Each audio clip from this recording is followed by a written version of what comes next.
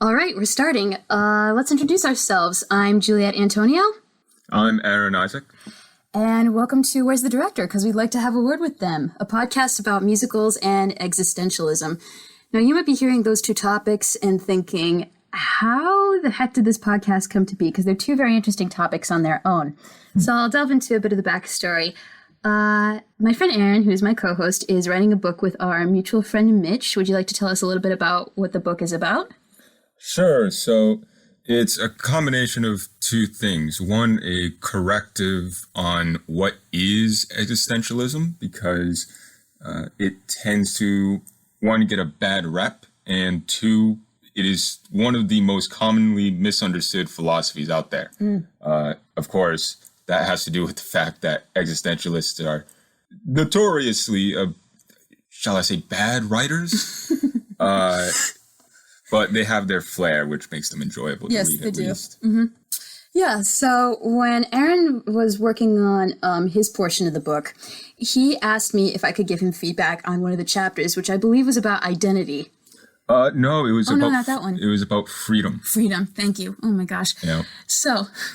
Which is another thing that we're, the second part of the book is trying to extend existentialism, and one of those extensions is exploring the concept of existential freedom. Mm-hmm. So Aaron sent me this PowerPoint presentation that he made, looking for feedback and telling me to write down any questions that I had. So I gave him the feedback and we had a discussion. And then sometime after that, I was listening to my music playlist on Spotify, and I was noticing that a lot of the Broadway songs I had in my playlist, a lot of them explored existentialist themes. And I talked about this with Aaron a little bit. I made a playlist that I sent him. I still have to make that playlist myself, but I have it all written down. And we had some text that went back and forth. One day we were talking about Les Mis and Jean-Paul Sartre, I remember. Mm-hmm. And I thought in my head, this would be a great idea for a podcast. And so I figured that with my degree in theater and my experience performing in some musicals, and with Aaron's background researching existentialism, we would be the perfect hosts to talk about this topic. And so I approached him. To my surprise and my delight, he said yes. So this is going to be a mini episode. Aaron and I are going to give you a crash course in Existentialism 101 and in Musical Theater 101. That way you can be equipped with the necessary facts and knowledge that you will need when we go into our future episodes. So Aaron, I'm going to start with you. What are some things we need to know about existentialism? So first, you may want to know, what is existentialism? Mm-hmm. It's not an easy philosophy to, number one, understand, number two, define. This is basically because, number one, there have been a lot of people who are given the label existentialism who don't necessarily talk about the same things. Mm-hmm. But it also has to do with the philosophy itself. Existentialism is supposed to be a philosophy that doesn't so much focus on what you may typically think of philosophy. So you might, I tend to find people think of, just a lot of thinking, mm-hmm. a lot of reflecting. But existentialism is meant to be a philosophy that's lived out. And the funny thing about life is that it changes you. And subsequently, consequently, I should say, existentialism changes as life changes.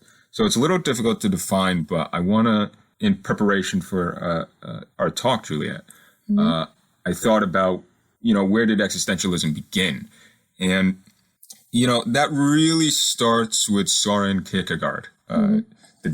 He has a bit of a reputation. You may have heard the name the Gloomy Dane. Yes. Yeah. So what is it exactly that Kierkegaard believed? He thought that, philosophers, especially Enlightenment philosophers, were really good at building up complicated philosophies, logical systems. But in the process of doing that, and I'll quote from him directly, he said, they forgot what it's like to be a human being. His critique being that there was a difference between what philosophers wrote and how they lived. So his project was not just about, how people generally should live, but more personally, he wanted to figure out how he should live. Mm-hmm. That said, it's maybe interesting to connect his philosophy with his personal life. And there's one, say, instance that really brings together his main philosophical concern with his own personal life. So Kierkegaard, he was engaged to a woman, I believe her name was Regine Olsen, but after about a year, he breaks off the engagement. Oh, that's sad. Yeah. Well, I mean, they're both heartbroken over this, and there are, Kierkegaard kept a journal, and what we know is that both Olsen and Kierkegaard really took this hard, and Kierkegaard admitted to lying awake at night and crying in his bed. Oh. All the while, because he wanted to write in the way he did, he couldn't express that to anyone, so he would roam the streets just kind of just... internalizing everything. Like he would never let it show. But, this goes back to why he broke off the engagement. And there is some speculation. We don't know. He never says this is the reason this is why. Per se. He actually gives multiple reasons. Number one, he was a very religious writer. And he felt that if he was married, he couldn't be celibate. Oh, I see. So he believed in the celibacy part. The idea being he wants to give himself to God. Okay. Right? Yeah. Along with this gloomy Dane persona, he believed, and we know this from his journals, that he couldn't make her happy.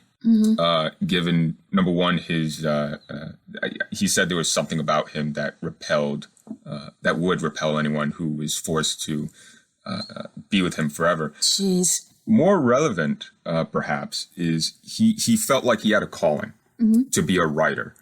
And this goes back to his book, Either Or. And Either Or, the main thrust of that work is that you have to make a choice. Now, for Kierkegaard, the choice was be happy with Olsen or be happy fulfilling this mission of being a writer. Ooh, okay. It's quite the stark choice. Yeah, I was about to say, I'm like, he could have had both maybe now, since attitudes about celibacy and your relationship with God have changed. Sure. I mean, for Kierkegaard, it's one of those things, it's either or. Yeah. This is part of the reason he doesn't like Hegel. He doesn't like synthesis. There's no, what would you say? There's no and. There's only or. There's no and. There's only or. That's a very good summation. So now the idea in the philosophical context, to bring it back to what is existentialism, the idea is that making choices defines who a person is. And that is a basic tenet of existentialism, starting from Kierkegaard to Sartre to de Beauvoir. Choices are really the thing that define who you are, because the only reason people can make choices, well, let me back up. It's the reason it's so important is, like I said, existentialism is supposed to be a philosophy that's lived. And if you're not in the business of making choices, you're not really living. Yeah. Right. So there's a bit of, irony in Kierkegaard's statement there, because every choice you make starts with a choice that you don't make, primarily being born. Oh, yeah. Right? All I could think of was that line from The Good Place. Birth is a curse and existence is a prison. That's right. Yeah. So Kierkegaard has this quote, and it's meant to be, cheeky, kind of humorous. For him. Well, so here's the quote. What is this thing called the world? What does this world mean? Who is it that has lured me here into this thing and now leaves me there? Who am I? How did I come into the world? Why was I not consulted? And skipping ahead, he says, and if I am compelled to take part in it, where's the director? I should like to have a word with him. Hence the title of the show. Hence the title. So I think with that said, that's one of the main concerns of existentialism. Obviously, it's not everything, but freedom in making choices are certainly some of the core concerns and tenets that you see often in existentialist writers. So I think that sets the stage, if you will, for how we'll be going through the podcast, because, as we see in later existentialists, they're really interested in writing in a way that doesn't just make you think, but animates you. Yes. That persuades and rouses you into action. And so they're, perhaps more than any philosophical movement, their writing most often winds up in musicals, in theater, in poetry, and things like that. So I'll hand it back to you, Juliet. All right, so we go from the gloomy Dane to the world of song and dance. It's going to be a hell of a jump. But that's the point of the show. So when I was debating what sort of topics I wanted to cover for a crash course in musical theater, there was a lot I considered. But I think for our intents and purposes today, we should just go over the song structure of musical theater, because that's really what's important. So I borrowed this from Elements of a Musical, the score by John Kenrick, which you can find online. So when it comes to the songs of musical theater, in his opinion, there are three things that the song should center around. There's either transition, which is a moment of change or conversion. For the theater fans, think of Defying Gravity from Wicked. The second is realization, or reaching an insight or a new level of understanding. I'm Here from The Color Purple. And then decision. After long wrangling, a character finally makes up his or her mind. If I Were the Wind from Dracula. So you can see how this is already relating. I didn't expect it to work so well. Work so well there. That's good. Yeah, trust me, honey. Sometimes we're surprised as much as you. I was listening to Aaron talking and I'm thinking, oh, this is really going to work. Yeah, we didn't give each other our scripts or ideas or anything. Nope. So nope, we're discovering new things together. All right, so first thing that we're going to talk about is the songs from the director's point of view. And the director in particular that we're going to be talking about, who came up with these terms, is Bob Fosse, who is one of Broadway's most influential choreographers. I mean, today we have the Fosse-Verdon legacy that's dedicated to preserving his work and the work of his wife, Gwen Verdon. And when we get into his stuff, I am really curious for your reactions, especially when we get to all that jazz. So according to Fosse, there are also three types of songs that are really helpful for a director when they come in and try to stage a show. First, there's the I Am song, which is a song that allows characters to explain who they are or what they feel. For an example, The Life I Lead from Mary Poppins, where he talks about being an Englishman in Edwardian England. Then there's the I Want song, which we're going to cover more in depth in the next section. And then there's the New song, which is a song that doesn't fit either of these two categories, but serves special dramatic needs. An interesting example I found of this was G. Officer Krupke from West Side Story, which allows the Jets to voice their discontent with the system, and it's also a bit of an emotional breather from the musical we've just experienced. Now, for song placement, these are the song categories that most musical theater fans will know. So the first song is the opening number, obviously, which sets the tone for the rest of the show. And here's the best example for it. A Funny Thing Happened on the Way to the Forum, which is Stephen Sondheim's farcical comedy about ancient Rome. The original opening number was Love is in the Air. And what they were noticing when they were trying out the show was that the audience wasn't responding the way that they wanted. And Broadway legend, choreographer and director Jerome Robbins approached Stephen Sondheim and said, you have to write a new opening number because it doesn't set the tone appropriately. So Stephen Sondheim wrote Comedy Tonight, and once that opening number was rewritten, the entire show was received much better just from that one change. So it's really important that you get the opening number right. The second most important song, or probably the most important song, I say second most important in terms of order in the show, is the I Want song. So it's typically in Act 1, and the I Want song informs us of the protagonist's main hopes and dreams. The goal of this song is to get us to root for the main character. And if the main character is someone who we shouldn't be rooting for, then it at least lets us understand their thought process and where they're coming from. And in my opinion, the best example of an I Want song, the only example that you need, is Part of Your World from The Little Mermaid. The third song is the 11 o'clock number. This takes place around halfway through Act 2, and is actually called so because it used to play around approximately 11 o'clock at night if it was an evening show. Yeah, so the point of the 11 o'clock number is to energize the audience and propel the show into its climax. A good example of this is Luck Be a Lady from Guys and Dolls, when Sky Masterson rolls the dice and the entire audience is holding on to their breath as to what the outcome will be, because whatever number those dice land on will either stop the show in its tracks or it's going to keep the musical going, and it's really fun to watch it live. And then the final song, appropriate, the finale. The finale has to leave the audience with an emotional punch. It can be a celebration or it can be a moment of poignancy, but the audience should carry that final feeling with them when they leave the theater. So for both ends of the spectrum, think You Can't Stop the Beat from Hairspray or Do You Hear the People Sing from Les Mis. Then here are just some of the other song categories. The ballad, which conveys strong emotions, usually love, but it can be used to philosophize about anything. Think Proud of Your Boy from Aladdin on Broadway.